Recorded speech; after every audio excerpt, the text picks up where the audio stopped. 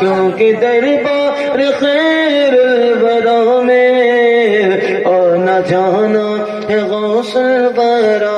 کا آخری شعر پہنچاتا ہوں، اس کے بعد تھوڑی دیر کی گفتگو ہوگی، سنیں محبت کے ساتھ۔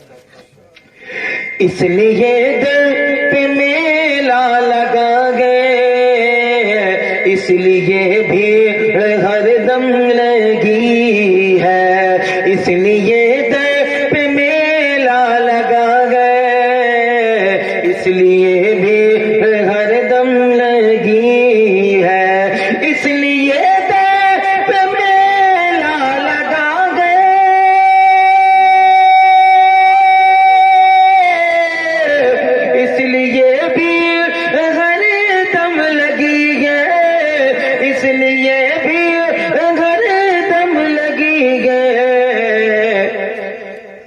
بسوں پہ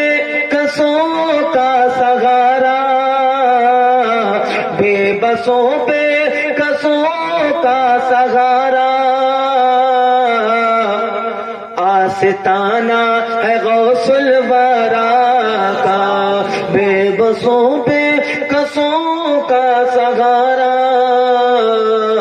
آستانہ ہے غوث الورا کا۔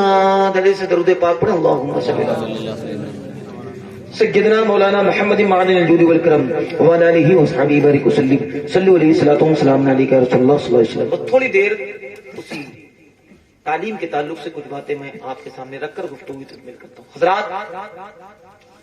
اس لیے تعلیم کا حاصل کرنا اشد ضروری ہے، ٹھیک ہے؟ تعلیم سے انسان کو کامیابی ملتی ہے، تعلیم سے انسان کو ترقی ملتی ہے، اور جب تعلیم حاصل کیے ہوتا ہے نا تو وہ حرام اور حلال کی تمیز کو اچھے طریقے سے جانتا ہے، کیا حرام ہے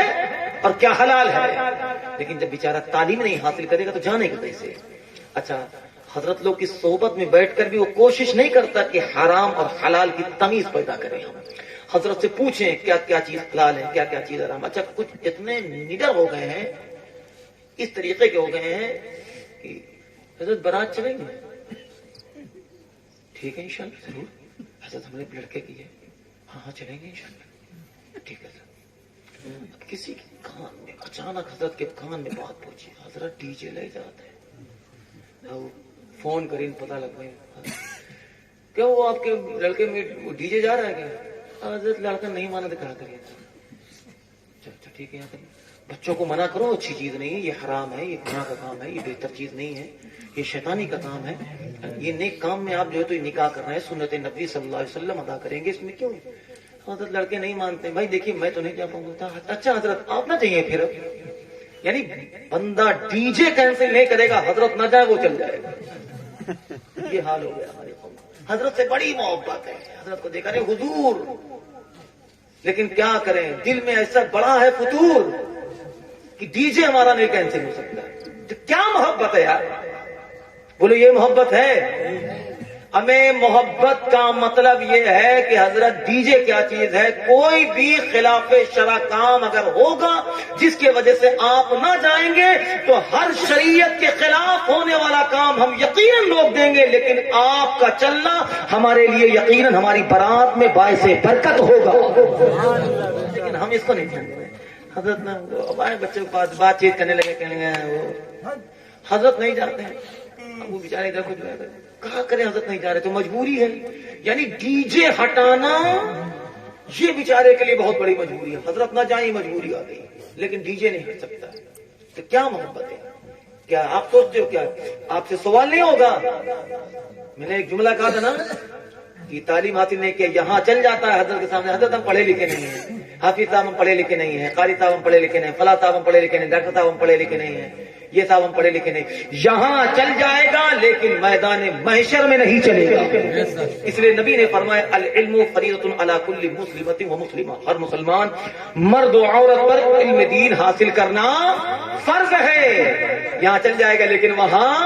نہیں چل سکتا ہے، اس لیے علم حاصل کرنا، تعلیم حاصل کرنا بہت ضروری ہے، لیکن ایک تعلیم سے کام نہیں نہیں چلے گا، دونوں تعلیم حاصل کرو تاکہ تم اس دنیاوی معاملے میں کسی کے محتاج نہ رہو۔ ہوتا کیا ہے، ہم نے پڑھا لکھا نہیں، ہم نے جانکاری نہیں لیا، ہم کسی معاملے میں آ گئے، کوئی چھوٹا موٹا کیس ہو گیا، اب اس کے پاس گئے، اس نے ڈرا دیا 10,000 دو تمہارا کام کروا دیں گے، 15,000 دو تمہارا کام کروا دیں گے، 20,000 دو تمہارا کام کروا دیں گے، 5,000 اس نے ایٹھ لیا، 10,000 اس نے ایٹھ لیا، 15,000 اس نے ایٹھ لیا، کام تھا ماتر 500 روپئے کا، 20,000 دے کر چلا، خوش بھی ہے، فلاں صاحب سے میری بڑی پہچان ہے۔ کیسے پہچان ہے؟ ارے وہ کام پھنس گیا تو وہ صاحب نے بتا دیا، لیکن یہ نہیں بتا رہا کہ 20,000 انہوں نے ہم سے لے بھی لیا ہے۔ کیوں؟ کیونکہ ہم جانتے نہیں ہیں، ہمیں قانون نہیں معلوم، ہمیں قانون ہم نہیں جانتے، ہم قانون نہیں سمجھتے ہیں، اس لیے تعلیم ضروری ہے۔ اپنے بچوں کو پڑھاؤ، یہ 5 تک 2 تک 7 تک والا کام ختم کرو، اپنے بچوں کو تعلیم دلاؤ۔ شادی میں خرچ کرنا بہت زیادہ ضروری نہیں ہے، بے حساب لاڈ نہ لگے چل جائے گا، گھر میں زیادہ سجاوٹ نہ ہو چل جائے گا، 25 گاڑیاں نہ جائیں چل جائے گا، کثرت سے کھانا نہ بنے چل جائے گا، چند لوگوں کو جو ہے پوچھو چل جائے گا، لیکن اگر بیٹا ان پڑھ ہوگا، بیٹا جاہل ہوگا تو یقیناً وہ نہیں چلنے والا ہے۔ اس لیے یاد رکھو کہ میں ہر جگہ بالخصوص طور پر یہ زور دینے کی کوشش کرتا ہوں، اپنے بچوں کو 5 تک 7 تک نہ رکھو، اپنے بچوں کو پڑھاؤ، اس کو BSc کراؤ، اس کو BCom کراؤ، اس کو BTech کراؤ، اس کو LLB کراؤ، اس کو IPS کا کورس کرواؤ، اس کو PCS کا کورس کرواؤ، اس کو ASO بناؤ، اس کو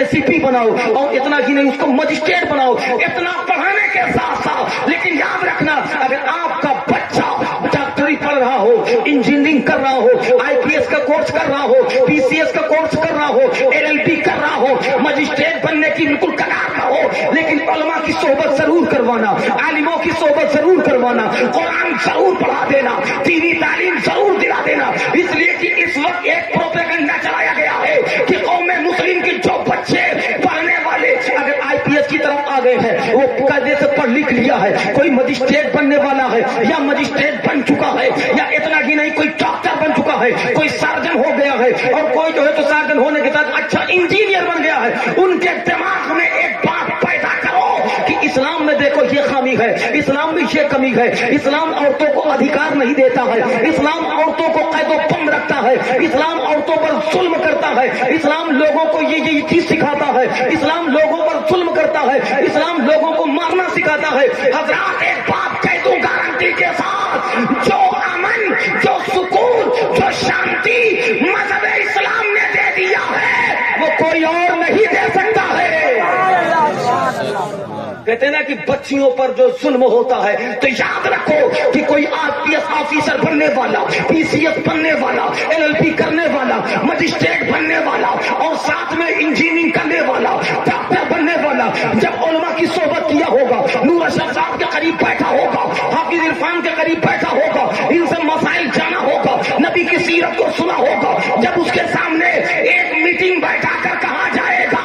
کہ یہ خامیاں ہے تو برجستہ پکار کر کہے گا کہ میں سنو، ایک وقت وہ تھا کہ جب بیٹیاں پیدا ہوتی تھی ان کو زندہ زمین میں ڈال دیا جاتا تھا، مصطفیٰ آئے اور بتا دیا اے زمانے والوں، یہ بیٹیاں تمہارے لیے